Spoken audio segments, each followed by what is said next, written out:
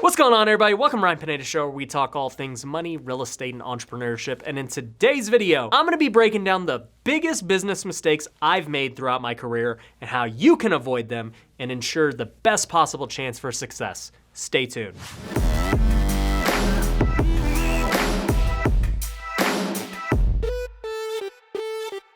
All right, so the reason you're watching this video is because you either have a side hustle you're thinking about starting, maybe even have your own business, and you wanna know, Ryan, what did you do that I shouldn't do? Well, you're watching the right video then. For those of you who don't know me, my name is Ryan Pineda. Obviously, that's what this show is called.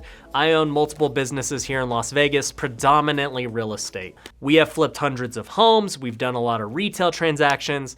I own a CPA company. I train people how to invest in real estate. There's a whole bunch of stuff going on. And in the span of building all these businesses, I've learned that each one of them has the same core principles. And many of the mistakes I've made have been similar in each of them. And thankfully, I've learned the lessons and I was able to withstand them and absorb the loss. Because I'm telling you, I've lost hundreds of thousands of dollars with these bad decisions. And I've potentially left millions on the table in opportunity cost. So I do not want you guys to miss this message. If you're watching this channel and you have no desire to start your own business, I still think these principles can apply to you in everyday life, especially investing and personal finance. So I want to get into the biggest mistakes to avoid and also give some tips along the way that I've learned while I built these businesses. So the first mistake that I've made, and I see many other entrepreneurs make, is taking unnecessary risk. Now look, every time you start a business, every time you make an investment, there is always risk. Anytime somebody tells you this is a risk-free transaction,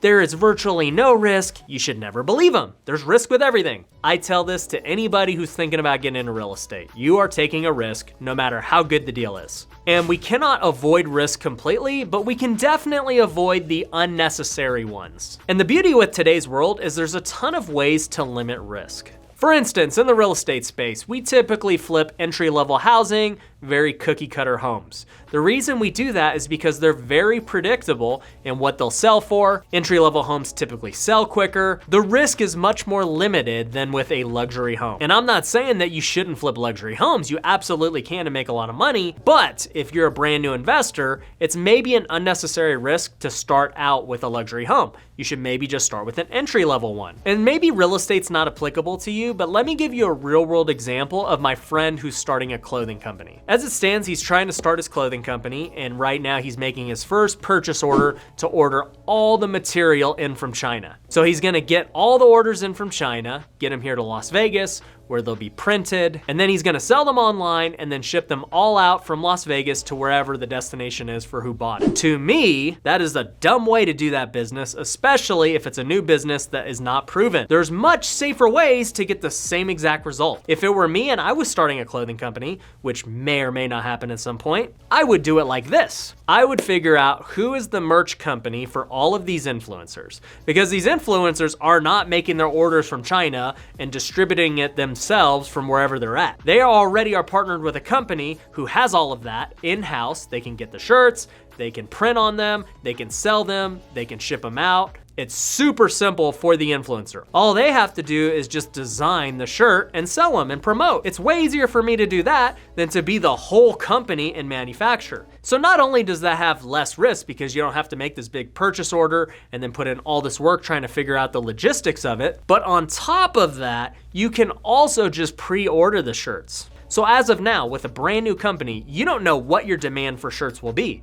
You don't even know if they're good or not. And so what you can do in today's world is start a website, put a bunch of shirts up for pre-order. You would then do a bunch of marketing, push them to your website, and see what the demand is. And if you got a bunch of shirts on there, you may notice there are a ton of people buying this certain shirt. You know that is one you want to produce. And so here's what happens with this way of doing business. You're now seeing if you have a product that people want, you're then seeing which one of the product they want, and you're also getting their pre-order money to go fulfill the product shipment. And for the other products that maybe only got a couple orders, you just cancel them and give them a refund. You then narrow your website down to those certain products that people obviously want. And then you partner up with this distributor who can do all of that and fulfill your orders for you. And now you have a viable business and there was virtually no risk. You didn't have to put a big order in. You didn't have to figure out the logistics. All you had to do was test the demand and see if people liked it or not. And there are many ways to test products in today's world. And that's why there's all these crowdsourcing companies like Indiegogo, Kickstarter, because they're seeing if people have a demand for their product. And these people will pre-order it and help fund the product for them. It's a beautiful thing. Creating a product has never been easier. It has never been safer. So why take an unnecessary risk and do it the old school way when you don't have to? So that was a big example, but it is a huge lesson with taking unnecessary risk. Don't do it. If there's a safer way that can get you the same result or even almost the same result, you should always take it. All right, for my second tip, it's not really a mistake, but it is just realizing that a lot of times the marketing is more important than the actual product. And when I say a lot of times, it's definitely the majority of the time. So in a business, many people may focus on just having the best possible product and really optimizing it. But when it comes time to sell, they realize there's either no demand or they don't know how to market and get it out to the masses. And that's a big issue, especially for startup companies. Big companies have word of mouth. They have established customers. They may not need to market. They can focus a lot of time into R&D and create great products. But when you're new, the most important thing you can do is become known. You need to focus on marketing. Now, I'm not saying that if you just have great marketing and a bad product, you'll succeed. No, it doesn't work like that.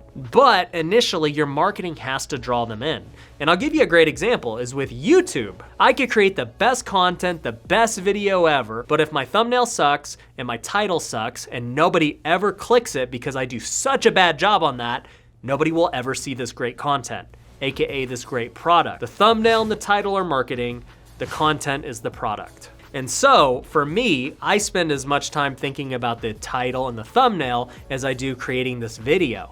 Because if I'm gonna put all this work into creating this video and scripting it and coming up with this content, I wanna do everything possible to make sure it gets seen. So sometimes we gotta have clickbaity titles, sometimes we gotta do mysterious thumbnails so that people can see the content. I wish people just knew the content was always good and I didn't have to use the titles and things I do to draw them into the content, but it just doesn't work like that. So realize that marketing is almost more important than the actual product itself. Another thing to keep in mind with any business or side hustle is understand the startup cost. Personally, I love businesses with low startup cost, and many of these are virtual. Let's say you want to be a realtor. The startup cost is not that much. You need to go through schooling, get your license. It costs you a couple $1,000s. Now, I'm not here to say a couple $1,000s is pennies. It's not, but it's definitely a lot less than a traditional business such as a restaurant, where you got to go lease a space, go improve the space, buy a ton of equipment, hire employees. It's very risky and there's a high startup cost. When you're a realtor, it's just you pay the schooling, you pass the test, join a brokerage,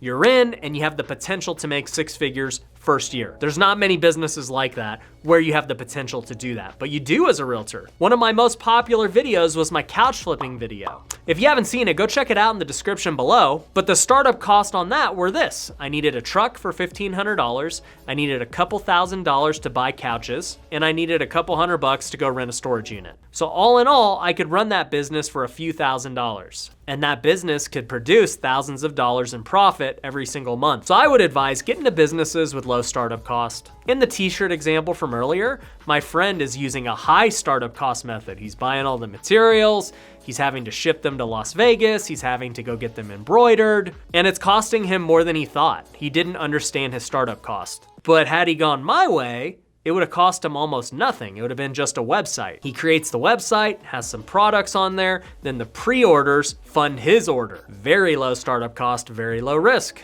So you may not have the wrong idea, you might just have the wrong way of going about it. Another mistake I see is people quit their jobs too soon. Look, I'm all about quitting your job if you don't like it and starting something you're passionate about. If you can become a YouTuber, great, I love it. If you can start flipping houses, I'm down with it. But do not just quit your job on blind faith that this is gonna work out. You can do your job, make sure you're paying your bills while also starting a side hustle. And that's what I did. My full-time job essentially was couch flipping. I was making good money doing that, and then I was flipping a house on the side. Flipping one house does not take that much time. Flipping 5 houses honestly doesn't take that much time. You can have a full-time job and do both. It wasn't until I got to flipping 10 houses where I was like, okay, I need to focus only on this. It has proven that it's a good concept. It's proven that it's more valuable than this other job. So now I'm gonna focus on this. You need to prove to yourself that your side hustle or business is a better opportunity than your current job. And until then, I would not quit and go full time. The last mistake I see is partnering with the wrong person. And people can partner with the wrong person for various reasons. One reason is that they just want to partner with somebody because they're too scared to do it themselves. On one hand, I understand the logic because it's either, hey, I partner with somebody and it gives me the confidence to do this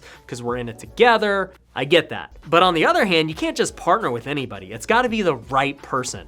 And the right person isn't always your friends or family. The biggest mistake I see in partnerships is partnering with somebody who is too similar to you. The reason you need to partner is because they compensate where you lack, and you compensate where they lack. And together as one, you guys are able to do big things because you have the whole piece of the pie now. If you were to just try and do it all by yourself, what you're lacking prevents you from having success. And they're the same way. If they tried to do a business by themselves, they are lacking a key component which does not allow them to have success. But as partners, you guys have the components to succeed and you can be successful. So do not pick your buddy because you guys get along, you guys like the same things. That does not make it a good partnership. If you both have a value of 1, in a partnership, you want it to be 1 + 1 = 5. You guys together get exponential growth. But if you're 1 + 1 = 2, or it maybe even equals 1, you guys aren't getting anything better than if you were to work by yourselves, you got a problem. You guys shouldn't be partners. It's not really worth it. And you guys will find that you're stepping on each other's toes. You both are having these thoughts of, man, if I just went out by myself, the same thing would happen, but I'd get all the profits. I've seen it happen many times. So do not rush into picking a partner. Don't pick them because they're your buddy. Make sure they are a good fit and they have different skill sets than you. So that rounds up the biggest mistakes I've seen from people starting new businesses or side hustles. Typically at the end of these videos, I will repeat the different tips that I went over, but I want to give you guys a quick test. How many of the 5 tips that I gave you can you actually remember? I want you to comment below. And on top of that, I want you to comment the one that stuck out to you the most that you know you need to work on. And I promise you, just avoiding one of these mistakes can save you thousands of dollars. Anyways, I hope you enjoyed this video. Do me a big favor, go hit that like button. If you haven't already, go hit the subscribe button. Follow me on all the socials. Until next time, take care.